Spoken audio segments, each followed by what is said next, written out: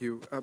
As we've discussed on the phone, and this would come up today, so I want to give you an opportunity to address it, is there's some reason to address, I believe, the very few but nonetheless billable hours on behalf of the China National Offshore Oil Corporation. And the reason why it's of concern is because it fits the fact pattern for how the Chinese Communist Party aggressively, plays abroad. And in particular, here are the basic facts as I understand them. And so I think the first thing is I want to make sure I understand the facts the members of the committee do. In April of 2018, a partner at the firm, I believe in the China office, asked for help because he was working for their client, this CNOC, I guess, China National Offshore Oil Corporation. And it was related to a March 2018 release by the U.S. Trade Representative of the findings of the investigation into China's acts, policies, practices related to technology transfer. The report included the government's evidence for how the Chinese government provided competitive intelligence through cyber intrusions to Chinese state-owned enterprises in furtherance of its Made in China 2025 goals and as part of its military-civil fusion. And the report explicitly stated that in 2012, this company twice requested and received intelligence from Chinese intelligence services that helped them in negotiations with 5 U.S. companies. In fact, the report specifically found that these examples illustrate how China uses the intelligence resources at its disposal to further the commercial interests of Chinese state-owned enterprises to the detriment of their foreign partners and competitors. So the key, the core nugget in the report is there is no distinction really between a Chinese company and the government. The government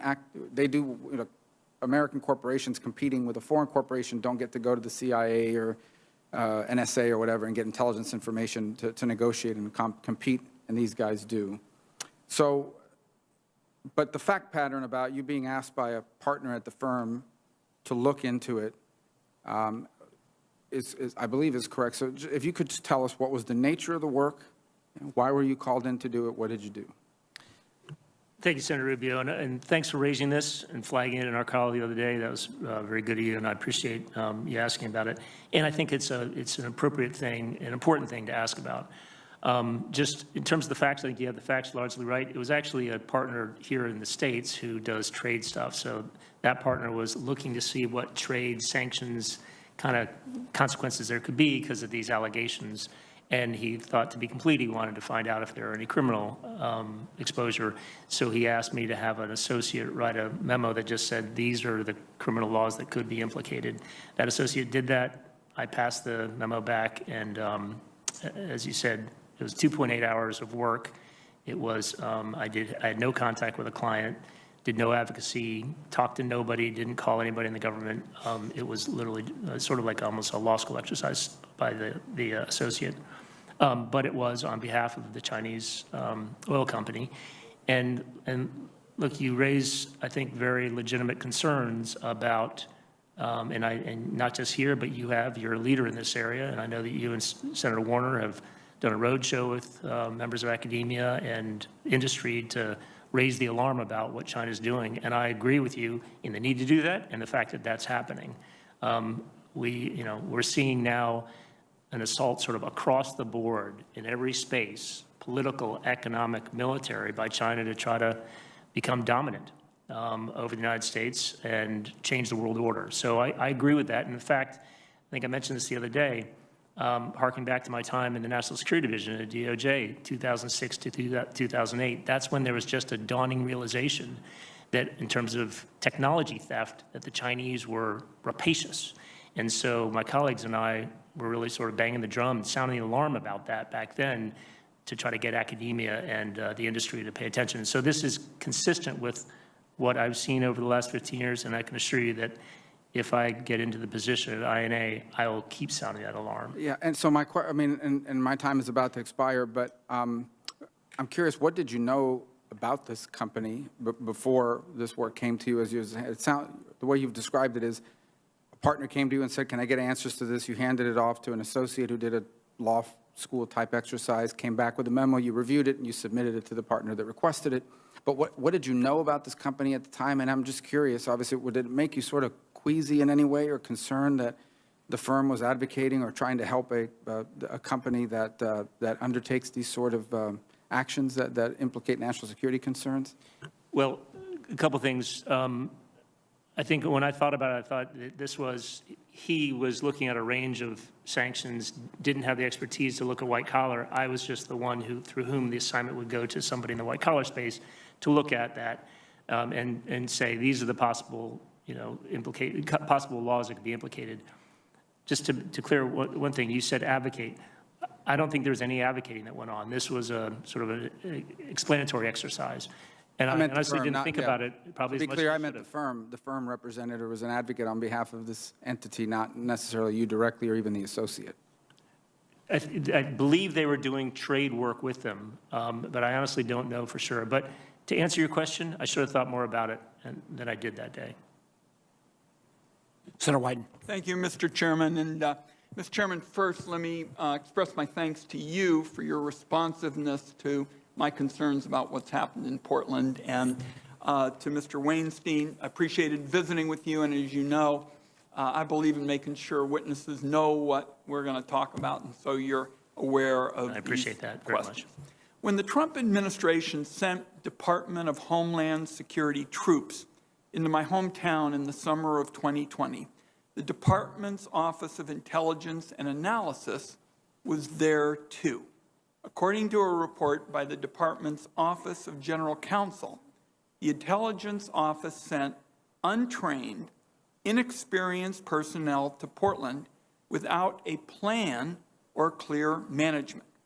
So I spent months battling to get the General Counsel's report released to the public so that Oregonians would know about the abuses that took place. The report was finally released last October, but because of redactions, I am still pushing to get the full picture out for Oregonians. One issue in particular I have focused on is the General Counsel's finding that dossiers were developed on people, presumably including my constituents, who apparently were no threat to Homeland Security. According to the report, some junior personnel were so upset about this, they refused to even work on them. So that's why Oregonians want to know what went into these dossiers that were distributed around the Department of Homeland Security. But so far, that information is just being withheld.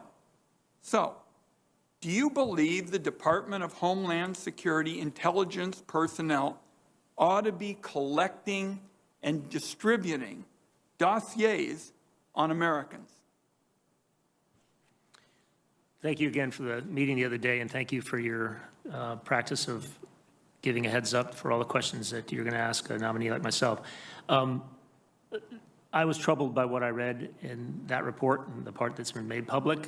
I've been heartened to hear about a number of the changes that have been put in place to address some of the lack of training, lack of guidance, and as you pointed out, lack of ability on the part of some who were concerned about what was going on, but who felt that they couldn't raise the alarm. I can assure you that that will not be the situation if I'm heading up INA. People will feel fully comfortable to step forward and raise their concern. So what about these dossiers, though? Should there be dossiers? What information ought to be in them? Who should get to see them?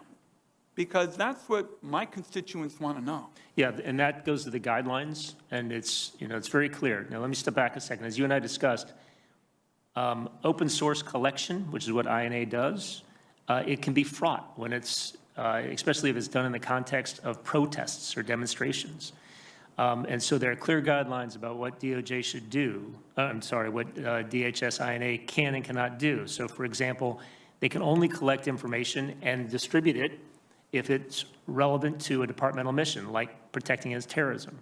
They cannot collect just if somebody is exercising the First Amendment rights. You can't do that. You have to use the least intrusive means of collecting information. And then once that information is collected, in terms of disseminating it, this is U.S. person information that needs to be carefully handled pursuant to executive order and pursuant to law. And so it shouldn't be just distributed, without regard to privacy. And what I read in that report is that there was insufficient training and guidance as to how information about those U.S. persons could and couldn't be distributed. I'm getting ready to run out of time. If you're confirmed, would you release to the public this and other information about this office in Portland that I have been pushing to get unredacted? That's a simple yes or no question. Would you be willing to release it to the public? I won't have the authority to release, but I assure you that I will push hard to release it to the maximum ability of the department. Is there any reason why it shouldn't be released? I know there's some redactions that might have to do with personal information, private information. There might be sources and methods, but I can assure you that your concerns have been passed on. Folks at DHS are already engaged as of last week with folks in the General Counsel's office, and they're working hard to try to absolutely minimize the amount that's withheld. I will only tell you, you got to think, because this is what happened in my hometown. We saw what the Office of General Counsel said. You got to think it's going on elsewhere. And I will tell you, there's a pretty ominous history in this committee, as Chairman Warner knows, about the use of dossiers. So I'm going to get to the bottom of it. We'll continue to work with you between now and the time this committee votes on your nomination. I'll have additional questions, and I hope we can have a second round as well, Mr. Chairman. Thank you. Thank you. Appreciate it, sir. And let me just